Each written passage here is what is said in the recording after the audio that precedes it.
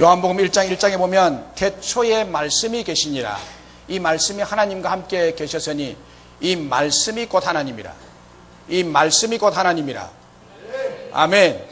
이 말씀이 곧 하나님이라. 지금 선포되는 말씀이 하나님이 함께 임재하는 말씀이십니다. 설교를 하나님 말씀으로 들으시기를 주의 이름으로 축복합니다. 우리나라 충북을 가로질러 흐르는 한강은, 한강 아시죠? 이 한강의 길이가 약 494km입니다. 우리 민족의 젖줄이라고 불리기도 하죠.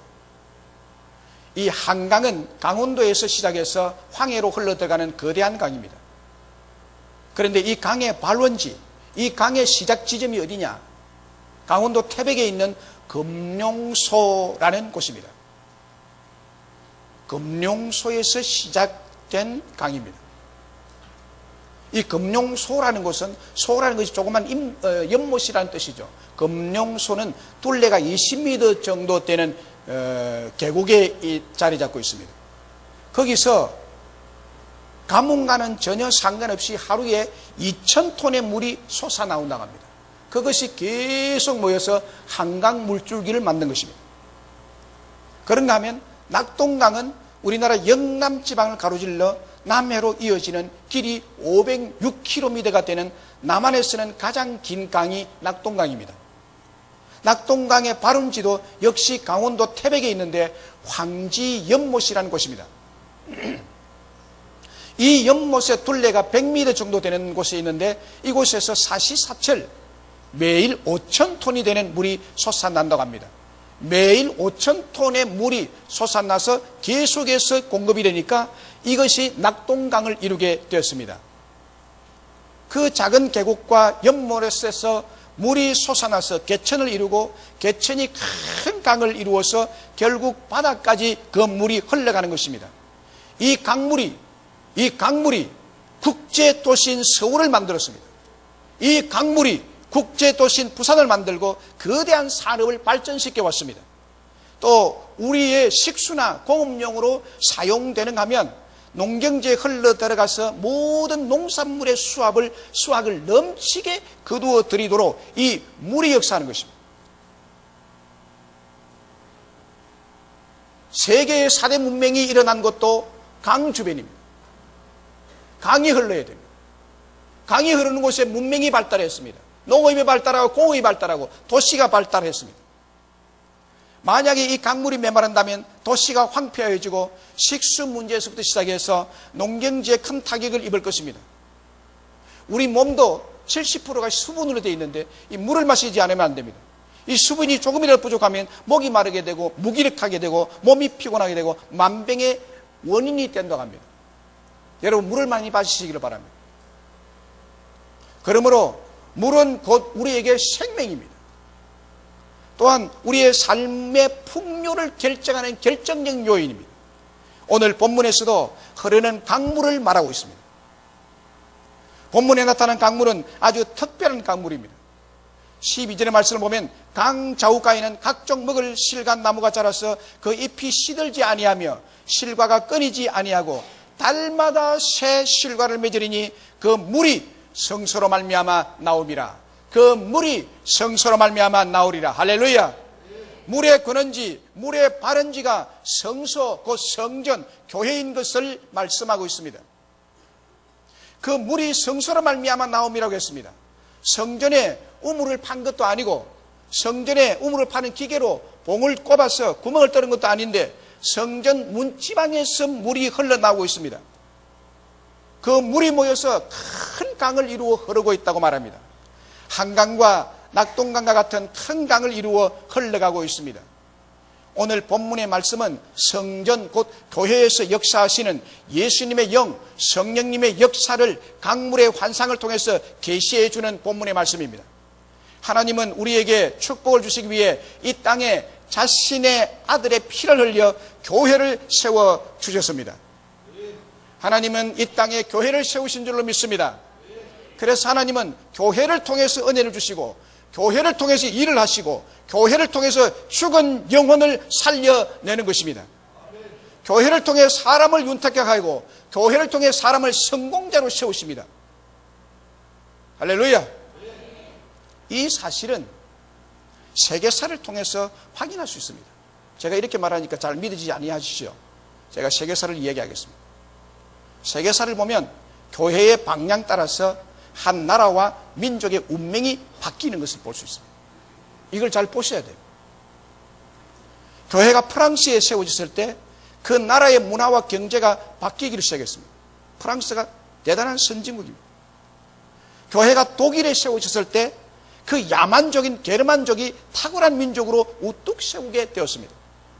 교회가 영국에 세워졌을 때 해적떼들인 앵글로 색선종이 영국 신사의 나라로 세계의 사람들로부터 존경받는 민족이 되었습니다.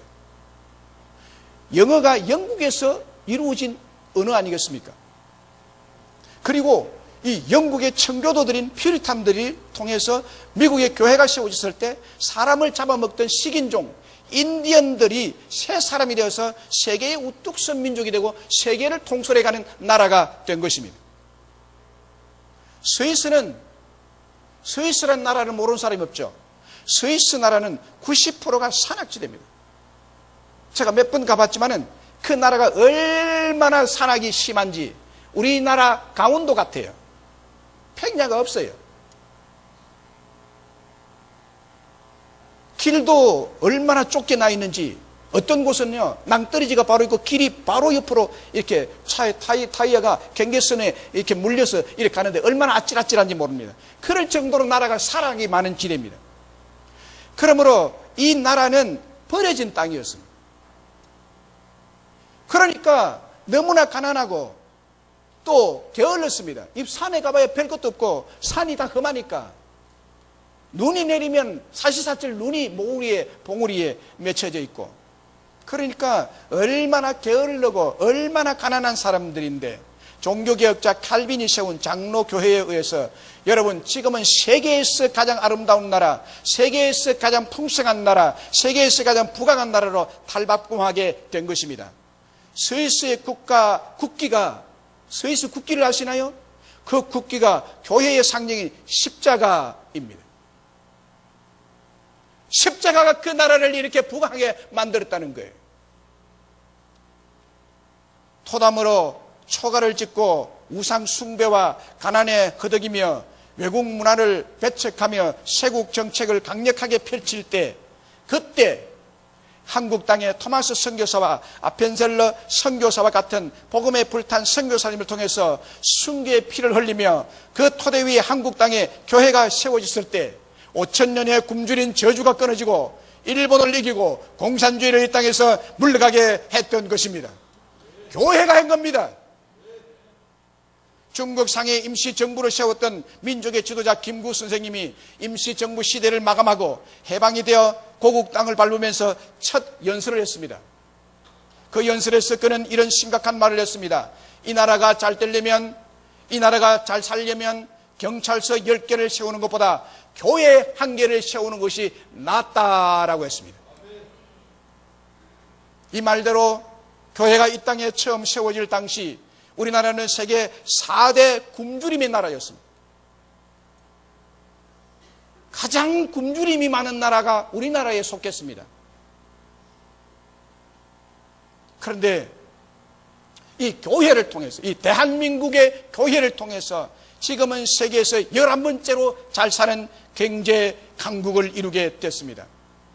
반면에 교회를 자기 땅에서 불태우고 교회를 싫어하고 교회를 배척하고 교회를 몰아내고 성경을 싫어하고 성경을 불태우고 하나님이 없다고 한 구소련과 북한 등 공산주의 국가들과 지금 이슬람물 국가들을 보십시오.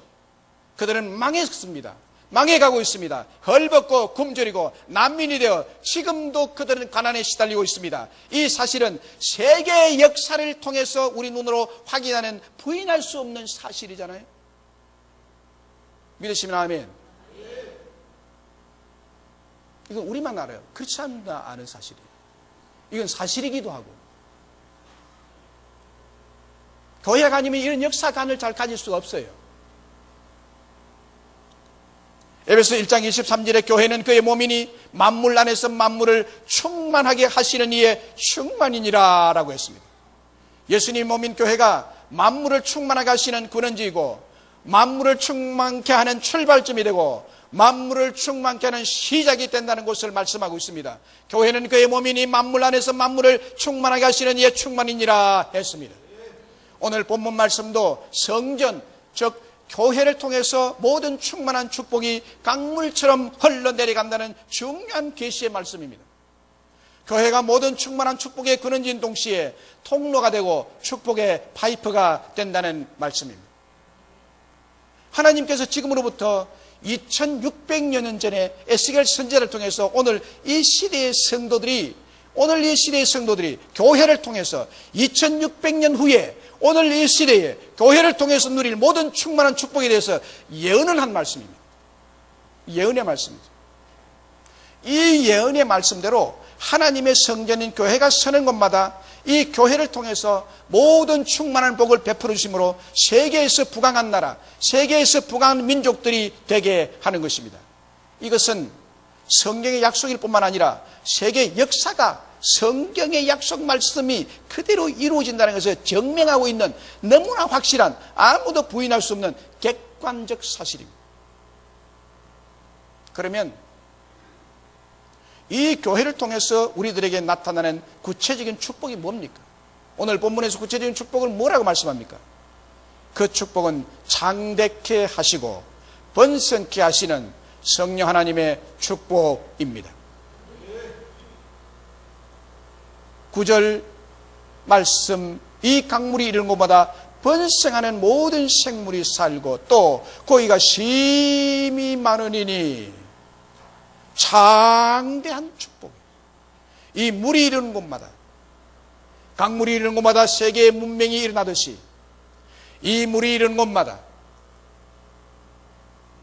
번성하는 모든 생물이 살고 고기가 심히 많을 것이라. 10절에도 그 고기가 각기 종류를 따라 큰 바다의 고기같이 심히 많으니와 12절에도 열매가 끊이지 아니하고 달마다 새 열매를 맺을 것이라 했습니다. 이 생수의 강물은 성전 문지방으로부터 흘러나왔다고 했습니다. 성전 문지방은 오늘날 교회를 계시한 말씀이죠. 그리고 그 문지방에서 흘러나와 큰 강물을 만들게 된 그 물은 교회에서 역사하시는 성령님을 계시하고 있습니다. 성령님의 역사를 말합니다. 성령님의 역사는 이 생수의 강물처럼 역사한다는 겁니다. 거대한 생수의 강은 오늘날 교회에서 역사하시는 성령님을 의미하고 성령님의 능력을 의미하고 성령님의 권세를 의미하는 것입니다. 성령님의 역사는 도도하게 흐르는 거대한 강물 같은 역사를 이루고도 남는 능력의 하나님이십니다. 에스겔서는 비교적 앞으로 임하실 성령님의 역사에 대한 예언을 많이 하고 있습니다. 이 37장 앞장에 보면 에스겔 골짜기에 하나님의 영이 임할 때 그 마른 뼈들이 살아나는 역사, 이 성령의 역사를 말하고 있고, 지금 에스겔 47장에서도 실제적으로 성령의 역사는 강물 같은 역사를 이루고 있다는 것입니다. 생수의 강, 이것은 성령을 예언하고 있는데 성경학자들이 이 생수의 강물을 성령이라고 하는 데는 이견이 없습니다. 다른 이견이 없습니다. 다 합일하게 성령의 역사다라고 말합니다. 오늘 본문에서는 성령님의 역사를 생수의 강물이 흘러가는 것으로 표현하고 있습니다. 생수의 강물이 이런 곳마다 장대하고 풍부하고 번성하는 역사가 나타나고 있는 것을 환상을 통해서 보여주고 있습니다. 앞으로 이스라엘 백성들이 이렇게 장대한 역사를 이루어갈 것이라고 이 예언대로 전 세계의 강대국의 유대인들이 다 지배하고 있습니다. 이스라엘 나라가 적은 나라지만 절대로 저 이스라엘 나라를 무너뜨릴 수 없습니다. 하나님의 역사입니다. 이 생수의 강물이 이런 곳마다 장대하고 풍부하고 번성하는 역사가 나타나고 있는 것을 환상을 통해서 보여주죠. 하나님의 성전에 성령님이 임하시면 동서남북으로 성령의 생수의 강이 장대하게 뻗어나갈 역사에 대한 예언적 계시죠. 성령의 생수의 강물이 처음에는 발목에 왔다 그랬습니다. 그 다음 무릎을 말합니다. 그 다음은 허리에 왔다고 그랬어요. 그 다음은 물이 가득하여 사람이 능히 건너지 못할 큰 강이 되었다고 말합니다. 이것은 우리의 신앙 상태를 이야기하는 게 아니에요. 성령의 역사하심을 이야기하는 것입니다. 보통 설교할 때 어떤 사람은 신앙이 발목만큼 된다, 무릎만큼 된다, 허리만큼 된다, 그리고 그 다음에는 설명할 길이 없고, 이건 성도의 신앙 상태를 이야기하는 게 아니에요. 성령님의 역사하심이 점점 확대되어서 창대케 되어가는 역사를 말씀하는 것입니다. 이 예언의 말씀이 사도행전 1장과 4장까지 보면 정확히 이루어지고 있습니다. 교회에서 나타나는 성령의 역사하심이, 여기에 성령의 역사하심이 이렇게 창대해져 가는 것처럼 사도행전 1장과 4장에서 보면 성령이 임했을 때 처음에는 120명, 그 다음에는 3,000명, 그 다음에는 5,000명, 그 다음에는 셀 수 없는 수많은 무리들로 번창하고 창대하고 번성해가는 초대교회가 된 줄로 믿습니다. 오늘날의 교회는 초대교회에 임하신 그 성령님께서 우리 교회를 떠나지 아니하시고, 우리 맹성교회를 떠나지 아니하시고, 여러분이 모인 이 자리에 성령님이 함께 임하시고, 그 성령님의 능력의 역사가 생수의 강같이 충만히 흘러보내심으로 창대한 성령의 역사를 이루어가고 계시는 줄로 믿으시기를 주의 이름으로 축원합니다. 욥기 8장 7절에 내 시작은 미약하였으나 네 나중은 심히 창대하리라. 네 시작은 미약하였으나 네 나중은 심히 창대하리라. 시작은 미약하지만 나중은 심히 창대하리라 했습니다. 지금은 미약할지 모르지만 나중은 심히 창대하게 하신다는 것입니다. 무엇이 그렇게 합니까? 성전에서 나오는 생수의 물인 성령님의 권능, 성령님의 능력의 역사하심이 여러분과 제가 지금은 미약하게 보일지 모르나, 지금은 보잘것없는 것 같이 보일지 모르나, 지금은 변변치 않게 보일지 모르나, 나중은 앞으로는 심히 번성하고 심히 창대하게 해주겠다는 약속이에요.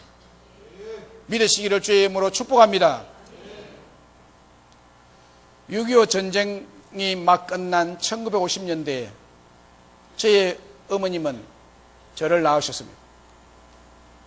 저를 낳을 때 엄청난 부끄러움 속에서 저를 키우셨습니다. 굉장히 부끄러움 속에서 저를 키우셨습니다. 왜냐하면 장남이 19살에 장가를 가서 며느리가 1년 먼저 손자를 낳았기 때문입니다. 그러면 시어머니로서는 굉장히 수치스러운 일이죠. 그래서 저는 제 조카보다 1살 적은 사람입니다. 시어머니가 며느리 뒤에 아기를 베고 낳으니 그 자존심과 부끄러움의 고통이 너무 심해서인지 제가 중3 때 우리 어머님께서 귀신이 들려서 너무 절망적인 병을 앓게 됐습니다. 자주 개성을 지르는 어머니의 소리에 어린 저의 가슴은 무너져 내린 듯 했고 너무너무 아팠고 비정상적인 행동을 하는 그런 엄마는 나에게 더 이상 어머니가 아니었습니다. 엄마 없는 세상은 절망 그 자체였던 나에게 하늘이 무너지는 아픔이 몰려와서 저는 견딜 수가 없었습니다.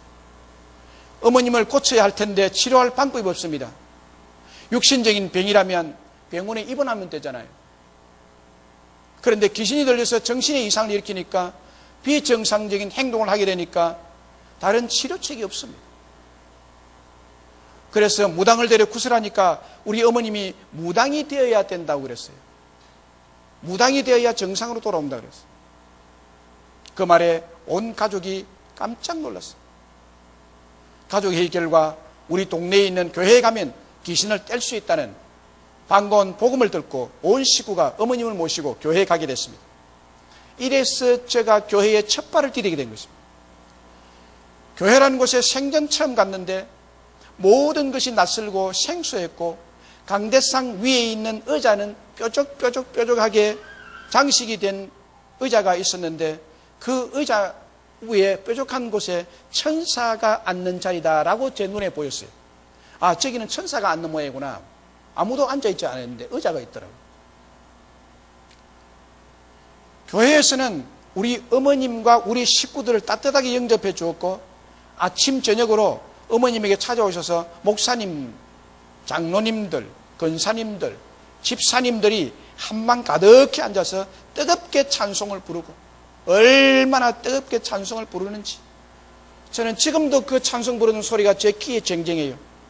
그리고 온 방이 쩌렁쩌렁 울리도록 귀신을 내쫓는 축사 기도를 얼마나 간절히 해 주었는지 몰라요. 우리 식구가 그때 한 12명 됐거든요. 할아버지, 할머니가 우리 어머니니까. 조카들, 이래가 온 식구, 형제들, 오형제, 이래가지고 엄청난 식구가 한꺼번에 시골 촌에 가니까 교회가 가득 차더라고.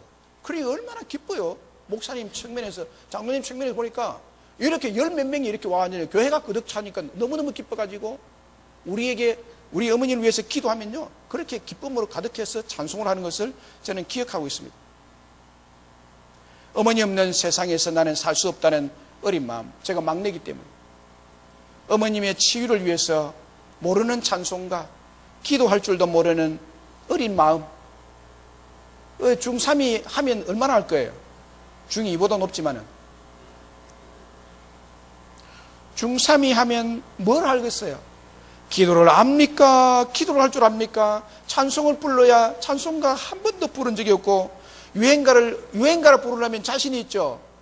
낙도 온갖 이런 거 하면 자신이 있게 부르지만, 이 찬송가는 처음 보는 곡조고, 그래도 이걸 불러야 우리 어머니에게 있는 귀신이 나간다고 하니까 저는 마음을 다하고 힘을 다하고 뜻을 다해서 따라했어요. 그러는 중에 하나님의 은혜가 저에게 임하고 성령의 충만함을 이 어린 심령에 주님이 주셨습니다. 그 이후로 저희 마음속에는 확신이 생기는데, 하나님께서 귀신을 능히 이기고 쫓아내어 주실 것이라는 확신이 생기더라고요. 그때 제가 중3학년 겨울방학이었습니다. 어머님 병치료를 위해 늘 곁에 있으면서 오리길, 그러니까 2km 길을 새벽마다 걸어서 저 혼자서 어머니를 모시고 교회에서 하는 새벽 기도회에 다녀야 했기 때문에 그의 고등학교 입시에 실패하고 다음에 들어갔기는 했지만은 어머님이 점점 좋아지고 어머님을 위해 전적으로 믿음으로 매달리고 기도하고 결국 지나고 보니까 저의 신앙이, 저의 가슴 속에 성령이 충만하고 믿음이 충만해지더라고요. 어머님을 위해서 나는 기도했는데 나도 모르는 사이에 제가 성령의 충만을 받고 내 가슴이 너무너무 뜨거웠어요. 이때 하나님께서 저를 신학 공부를 하도록 이끄셨고, 그렇게 해서 제가 목사가 되었습니다. 그리고 꼭 만나야 할 좋은 교수님들, 좋은 목사님들, 좋은 선후배, 좋은 성도님들을 저에게 붙여주셨습니다. 어머님을 위해 교회에 나가게 된 것, 교회에서 서툴고 아무것도 모르지만은 전력을 다해 기도하고, 그 기도가 기도다운 기도겠습니까? 찬송도 찬송이겠습니까? 그러나 내 마음과 정성을 다해서 찬송할 때 임하신 그 성령님은 오늘도 변함없이 저를 혼자 두지 않으시고 광야 같고 사막 같은 저를 생수의 강물로, 아름다운 밭으로, 아름다운 숲으로 창대케 하시고 풍성하게 된 축복을 받도록 역사해 주신 줄로 믿습니다. 그리고 오늘 많은 사람들을 하나님의 은혜로 이렇게 살리고 풍성하게 축복하는 사람으로 세우지 않아요. 여기에 우리 중에도 교회에 와서 말씀에 임한 성령님을 받고 파탄 위기에 가정이 세워지고 놀라운 하나님의 축복 받은 가정들이 많지 않습니까? 이 모든 역사들은 내가 한 것이 아니라, 인간이 한 것이 아니라 교회를 통해서 제 속에 임자에 계신 창대케 하시는 성령님의 축복의 역사임을 저는 진심으로 고백할 수 있습니다. 또 우리 교회를 통해서 우리들에게 나타나는 성령님의 구체적인 축복이 무엇입니까? 그것은 우리의 삶을 다시 살아나게 하고 다시 소성케 하고 회복시키시는 성령님의 축복이 교회에서 나타나는 것입니다. 8절로 9절에 보면 그가 내게 이르시되 물이 동쪽으로 향해 흘러 아라바로 내려가서 바다에 이르니 이 흘러내리는 물로 그 바다의 물이 되살아나리라 소성하리라 그랬습니다. 모든 것이 다시 살 것이라, 되살아나리라는 말이 계속 반복되고 있습니다. 한자로 말하면 소성한다. 예루살렘 성전에서 출발한 물이 아라바로 흘러가고 그 물은 바다에 이르렀다고 말합니다. 예루살렘 성전에서 나온 물이 아라바 저지대를 거쳐서 바다로 흘러 들어갔습니다. 여기 아라바란 예루살렘과 사해 바다 사이의 저지대를 말하고 또 옆 바다는 마지막에 흘러 들어가는 바다는 염해, 소금바다, 지금의 사해를 말합니다. 사해바다는 죽은 바다죠. 보통 바다는 염분이 4에서 5%인데 사해바다는 염분이 33%입니다. 염분이 33%나 돼요. 그 물을 떠서 그냥 햇빛 쬐는 바닥에다 놓으면 금방 소금이 돼버려요. 그러므로 사해바다는 어떤 물고기도 어떤 생명체도 살 수가 없습니다. 또한 소금기가 많기 때문에 사람이 그 바다에 가서 그냥 들어누우면 풍선이 물 위에 뜨듯이 사람이 그냥 그대로 둥둥 떠요. 헤엄칠 필요도 없습니다. 헤엄을 못 쳐도 상관이 없이 그냥 뜹니다.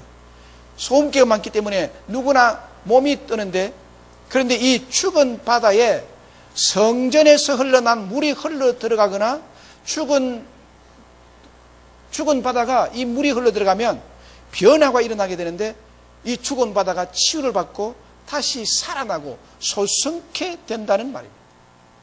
바다가 살아난다는 거예요. 놀라운 물이죠.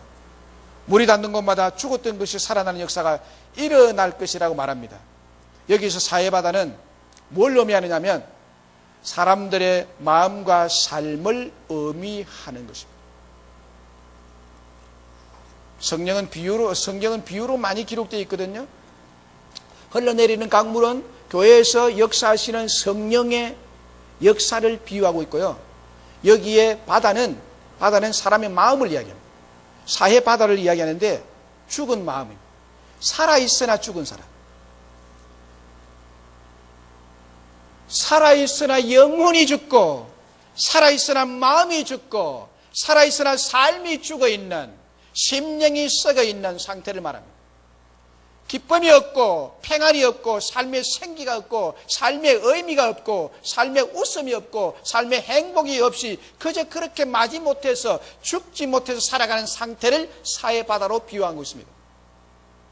그런데 성전에서 나오는 물이 그들의 삶에 들어가게 되면 어떤 역사가 일어나냐?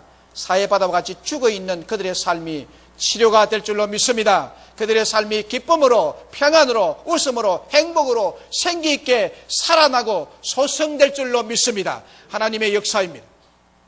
하나님의 역사 앞에 살아나지 않을 심령이 없습니다. 에스겔 37장에 보면 에스겔 선지자가 하나님의 영의 인도를 받아 어느 산골짜기에 가게 됩니다.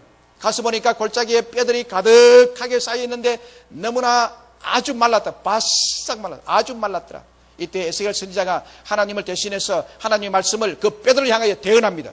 그 대언한 내용이 5절에 나와 있습니다. 37장 5절에 주 여호와께서 이 뼈들에게 이같이 말씀하시기를 내가 생기를 너희에게 들어가게 하리니 너희가 살아나리라. 너희가 살아나리라. 생기를 너희에게 들어가게 하리니, 이 생기는 성령이죠. 하나님의 성령님이신데 선지자의 대언의 말씀이 골짜기에 선포되었을 때 뼈들이 움직이기 시작했습니다. 흩어져 있던 뼈들이 서로 제자리로 돌아가서 결합이 되고, 그리고 힘줄이 생기고 살이 오르고 그 위에 가죽이 덮이고 생기고 성령님이 그 속에 들어갈 때 그들이 소생해서 다시 일어나는데 지극히 큰 군대가 되었더라라고 했습니다. 지금 현재 에스겔 시대의 이스라엘 백성들은 바벨론 포로에 잡혀가 있습니다. 바벨론 포로 70년 동안 이스라엘 백성들이 바벨론 포로에 잡혀가 있었지만은 하나님의 성령이 이들의 심령에 임하면 이 이스라엘이 다시 이렇게 살아날 것이라고 예언적으로 말씀했는데, 오늘날 이 메시지는 우리에게 교회를 통해서 성령님의 역사하심이 나타날 때 죽었던 심령이 다시 소생하게 될 것을 우리에게 말씀하는 메시지인 것입니다. 놀라운 소생, 놀라운 부활, 놀라운 다시 살아남의 은혜를 우리에게 보여주고 있습니다. 하나님의 성령님은 소성케 하시는 영이신 것을 믿습니다. 이사야 32장 15절에 마침내 위에서부터 영을 우리에게 부어주시리니 광야가 아름다운 밭이 되며 아름다운 밭을 숲으로 여기게 되리라 라고 했습니다. 마침내 위에서 영을 우리에게 부어주시리니 광야가 아름다운 밭이 되며 아름다운 밭을 숲으로 여기게 되리라 라고 했습니다. 하나님의 교회에 성령이 부어지면 광야같이 황폐한 인생이 아름다운 밭으로, 광야 같은 황폐한 인생이 아름다운 숲으로 다시 살아나고 회복되는 기적적인 역사를 이루어 주실 것이라는 약속의 말씀이죠. 이 약속의 말씀을 믿으시기를 주의 이름으로 축복합니다. 믿는 자에게는 이런 아름다운 숲이 여러분의 인생 중에 이루어질 줄로 믿습니다. 그런데 지금은 성령님이 이 교회 위에 임하셨기 때문에 이 놀라운 회복의 기적, 소성케 하는 기적을 교회를 통해서 이루고 계십니다. 교회를 무시하면 안 돼요. 교회를 없인 얘기면 안 돼요. 왜냐하면 교회를 통해서 성령님이 역사하기 때문에, 성전 문지방에서 물이 심어 나가는 것은 성령님의 역사를 말씀하는 것입니다. 성령님이 임하시면 그 사람의 신분도, 그 사람의 가치도, 그 사람의 용도도, 그 사람의 목적도, 그 사람의 인격도, 그 사람의 상태도 바뀜으로 다시 살아나는 회복의 축복이 드러나게 되는 것입니다. 그 결과를 이사야서 32장 18절에 이렇게 표현하고 있습니다. 내 백성이 화평한 집과 안전한 거처와 조용히 쉬는 곳에 있으려니와. 성령이 임한 백성의 집은 화평한 집이 될 것이다. 성령이 임한 그 심령이 거하는 곳은 안전한 거처가 될 것이다. 성령이 임한 그 심령은 조용히 쉼이 있는 그런 평안을 누리게 될 것이라고 말씀하는 것입니다. 인류를 위협하는 질병들이 많지만은 세계보건기구는 21세기 인류를 위협하는 최대의 질병으로 우울증을 꼽고 있습니다. 미국 하버드 의대도 인류의 생존을 위협하는 3대 질병 중에 동일하게 우울증을 꼽고 있습니다. 실제로 미국 전체 인구의 15%가 일생 중에 한 번 이상은 우울증에 시달린다는 통계가 나올 정도로 우울증에 걸리는 사람들이 많습니다. 우리나라도 예외는 아닙니다. 몇 년 전 건강보험심사평가원에서 우울증, 조울증 진료 현황에 대해서 국회에 제출 자료를 보면 2006년에서 2010년 5년간 우리나라에서 우울증이나 조울증으로 병원을 찾은 환자의 수가 무려 265만 명이 되었다고 보고를 했습니다. 우리 국민들의 정서상 실제로 우울증을 앓고 있어도 병원을 찾지 않는 사람들까지 수를 합하면 이 수보다 훨씬 많은 숫자가 우울증을 앓고 있다는 것입니다. 그럼에도 불구하고 병원을 찾은 사람이 이렇게 많은 것으로 보면 우울증이 우리를 위협하는 심각한 질병임을 알 수 있습니다. 우울증 환자의 비율을 지역별로 분류를 해놨는데 지역별로 우울증 환자가 어디에 가장 많으냐? 서울이 1위고 경기도가 2위고 우리 부산이 3위입니다. 우리가 살고 있는 이 부산 주민들이 국민 전체의 3번째로 우울증을 많이 앓고 있는 도시입니다. 연령대별로 보면 50대, 60대가 최고 많은 것으로 나타납니다. 그러니까 우울증으로 자살한 사람들의 평균 수를 보면 50대, 60대가 가장 많아요. 저는 이 통계를 보면서 찬송가 191장의 찬송 가사가 생각났습니다. 내가 주의 큰 복을 받는 참된 비결은 주의 영이 함께함이라. 그 후렴구가 계속 떠올랐네. 설교를 준비하는 중에 성령이 계시네 할렐루야 함께 하시네 좁은 길을 걸으며 밤낮 기뻐하는 것 주의 영이 함께함이라. 여기 보면 좁은 길을 걸어도 고난의 길을 걸어도 힘든 길을 걸어도 우리 성령님이 나와 함께 하시면 나는 밤낮 기뻐할 수가 있다는 말씀이죠. 우울증에 안 걸린다는 거예요. 스트레스가 많은 좁은 길, 삶의 짐이 버거운 길이라도 성령님이 우리를 날마다 새롭게 소생시키는 능력이 있기 때문에 우울증 대신에 오히려 내 마음속에 기쁨이 생겨나고 감사가 생겨나고 활력이 넘치게 되는 것입니다. 그 성령님이 나와 함께 하시고 내 안에 일하시고 역사하시기 때문입니다. 자동차에 배터리가 있는데 이 배터리가 방전이 되면 차가 움직이지 않죠. 차가 움직일 수 있으나 죽어 있는 것과 똑같습니다. 방전이 될 때 시동 걸으면 틱, 틱, 틱이에요.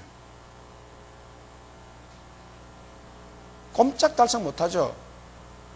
우리 성도님들이 깜빡하고 가끔씩 차 미등을 키워놓은 상태에서 차가 방전되는 경우가 있더라고요. 제 차 안에 이 점퍼선이 있어요. 점퍼선이 있기 때문에 이 점퍼선으로 방전차와 서로 연결을 하면 전류가 들어가잖아요. 그래서 방전차에 이 점퍼선을 연결해서 시동을 탁 끌면 틱 안 하고 부르릉 하고 시동이 걸리잖아요.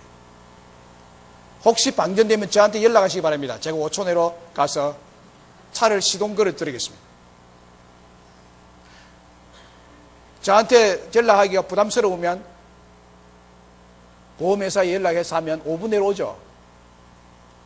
그 점퍼선을 연결해서 다시 차가 움직이도록 만들어주잖아요. 왜 그렇죠? 방전된 차에 전류를 보냈기 때문입니다. 성전에서 흐르는 물도 꼭 이와 같습니다. 죽어있는, 사람이지만은 죽어있는, 인간이지만은 심령이 죽어있는, 어두워있는, 불도 오지 않은 이런 차에 전류가 통할 때 시동이 걸리고 차에 불이 오듯이, 헤드라이트가 켜지듯이 죽어있는 심령에 성령의 역사가 임하면 그 심령마다, 이 성령님의 역사하는 심령마다 다시 살아나게 될 줄로 믿습니다. 성령님이 임하는 심령마다 생명력을 주고 죽은 심령이 다시 소생하게 됩니다. 그렇습니다. 여러분, 교회에서 역사하시는 성령님이 그 속에 들어가면 사해바다 같이 죽어있던 사람이 살아나게 되고 소생하게 되고 회복하게 됩니다. 성전에서 역사하시는 큰 강 같은 성령님의 역사가 여러분의 가정에 들어가면 광야 같고 사막 같은 여러분의 가정이 꽃동산이 될 것입니다. 낙원이 될 것입니다. 행복한 에덴이 될 줄로 믿습니다. 혹 여러분의 자녀 중에 광야 같고 사막 같은 청소년이 있습니까? 질병이 있습니까?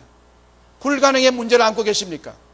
교회에 나오시는 여러분에게도 이 고통은 분명히 변장된 축복으로 먼저 찾아오는 경우가 있습니다. 왜 그렇습니까? 하나님의 성전에서 주 예수님 몸인 교회에서 역사하시는 살아계신 성령님이 역사하시고 임하시면 선한 사람으로, 의로운 사람으로, 축복된 사람으로 회복되며 다시 살아나는 전화 위복의 축복이 있기 때문입니다.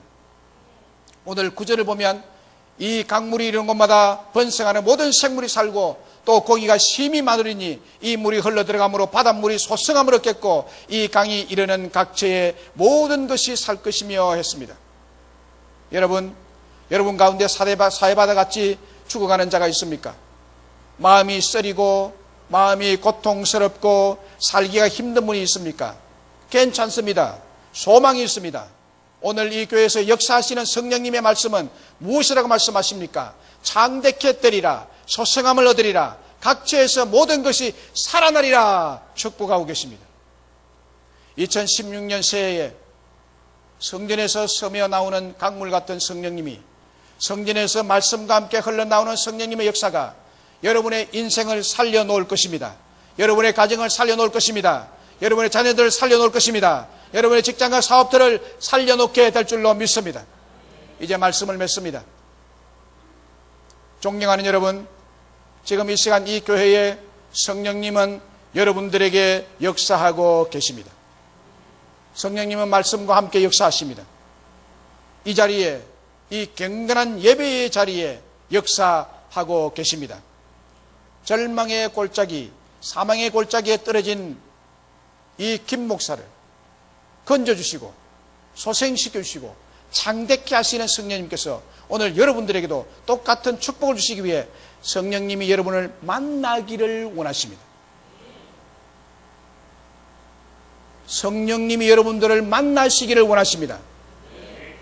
성령님은 지금 살아계신 영이십니다. 이 성령님을 이제 이 교회에서 여러분이 이 시간에 만날 차례가 됐습니다. 이 차례가 줄 수 있는데 딱 차례가 오면 만나야 되잖아요. 이제 이 시간에 여러분이 이 성령님을 만날 차례입니다. 이제 우리가 찬송을 부르실 텐데요. 이 찬송을 부를 때 정말 만문을 활짝 여시고 가사를 깊이 새기면서 찬송을 부르시면 성령님께서 이 시간 여러분 모두에게 만나주시고, 만나기만 하면, 전류가 흐르기만 하면 불이 들어오듯이, 시동이 걸리듯이 여러분이 만나기만 하면 여러분들에게 창대케 되고 부욕케 되는 축복, 다시 소생되고 다시 회복되는, 다시 살아나는 축복이 여러분들에게 충만히 임하게 될 줄로 믿습니다. 성령님의 역사입니다. 우리 다 같이 달리다금 찬송을 부르겠습니다.